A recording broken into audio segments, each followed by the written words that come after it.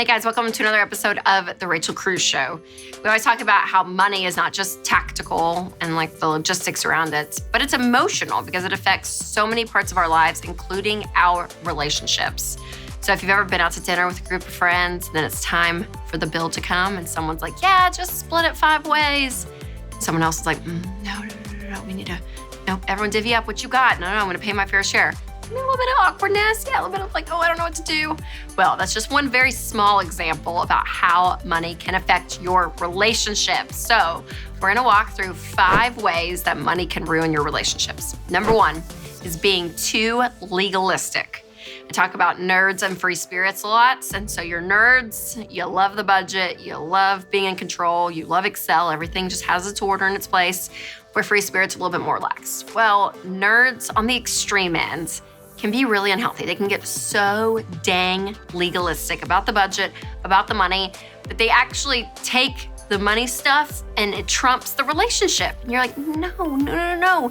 Again, every little penny, and sometimes the free spirit, especially if you're married, you just feel like you're just being watched with every little thing if the nerd is too legalistic and doesn't give enough grace. So you could be a nerd on this end, or maybe some free spirit, you got a little legalism in you. So learning to give grace is so huge, because if you don't, it will put a strain on your relationships. I promise. Do not let money stuff trump your relationship. Your relationships are number 1. Number 2, giving too much grace. So problem number 1, you're not giving enough. Problem number 2, sometimes it's too much. And if you give too much grace when it comes to money specifically, you end up enabling. You end up saying, oh, it's fine, for every little thing, even if it's the same thing over and over and over and over and over and over, and the mistake continues to be made. If that's the case and there is no calling them up of hey, we gotta change habits, we gotta change the way we're doing this.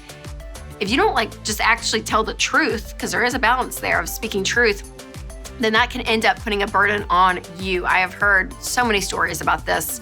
I mean, everything from, some guy in his 30s can't even pay his own bills because he never can hold a job, and his mom is supporting him still and not learning to teach him that he has to fail. There are consequences to life, and until he learns that, he's never gonna be able to learn to manage his money properly or hold any kind of responsibility because his mom is swooping in and saving him in his 30s. So any situation like that, enabling can ruin the relationship.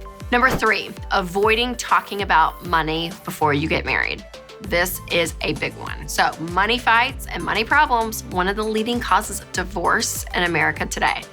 It is a source of tension for so many couples out there. So I would say, if you are dating, if you are engaged, and marriage is coming up, you have got to talk about money.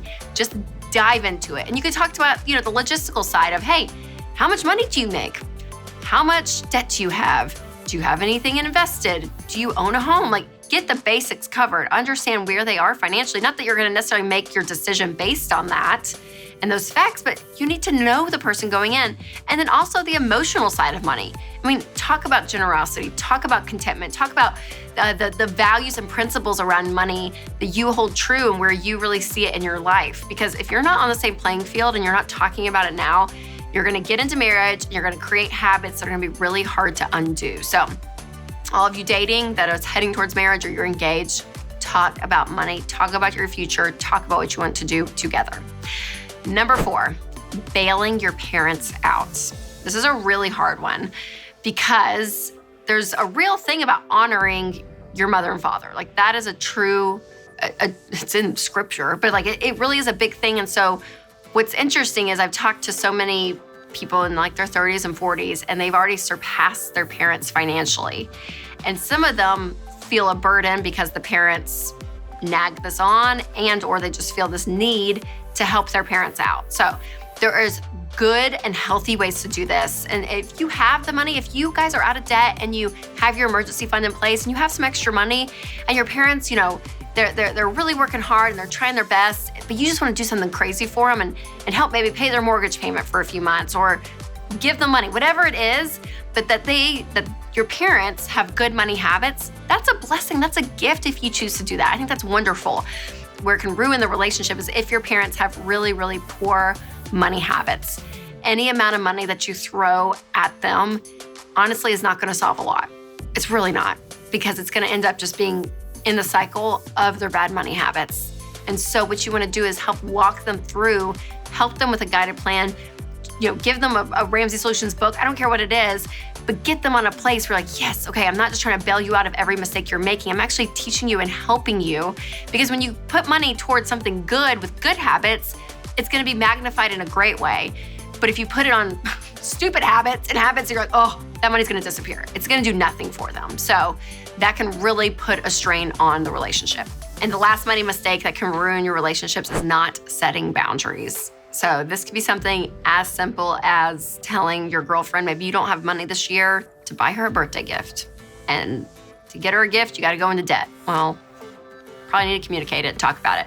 Maybe it's telling your brother, yeah, you're gonna have to start paying rents. Like whatever it is, setting boundaries. And it's so uncomfortable. It can be so awkward. I get it. But listen, if you don't address the issue of the relationships in your life when it comes to money, it is going to rot from the inside out. You have to address it head on. And you can do this in a very calm and loving way. Very controlled conversation, lots of grace, lots of hope. That can be in there. But again, you have to set some boundaries sometimes in life when it comes to money. And I would encourage you, if you're in a situation where you know you have to do it, to do it. Oh man, why does money have to be so complicated, Just seeps in our lives. You're like, oh my gosh. But hopefully if you're in one of those situations, this helps guide you and walk you through how to have healthy relationships when it comes to money and not make these mistakes, because I don't want your relationships ruined by money by any means. Oh, terrible.